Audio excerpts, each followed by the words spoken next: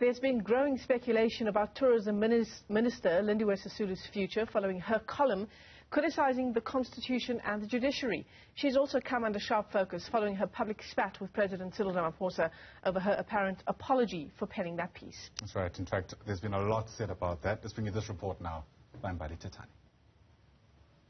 Over the past few weeks, Tourism Minister Lindiwe Sisulu has made headlines for her stance on the Constitution and judiciary, and more recently her public standoff with President Cyril Ramaphosa over her supposed apology. Following these incidents, Sisulu has been heavily criticized in last week's ANC-NEC meeting for her remarks. But such developments are not strange when the ANC gears up to hold its elective conference. The question now is, why has President Ramaphosa not responded to her actions? I'm convinced, as others have said, that Minister Sisulu very much wants to be fired. She's certainly behaving like somebody who very much wants to be fired. For a start, if she's trying to campaign for the ANC presidency, you don't win or lose the ANC presidency by writing articles. We win or lose it by speaking directly to ANC delegates. Ramaphosa is often criticized for being weak, indecisive, and for over-consulting. Should he dismiss the minister, how would this impact him? Well, we've seen in the past how the victims within the African National Congress are being elevated to positions of power. But here we talk about Minister Lindiwe Sisulu, and I don't think she has will have garnered enough support to become the next president of the African National Congress. But it will definitely broaden the strategy of the so-called RET forces within the African National Congress.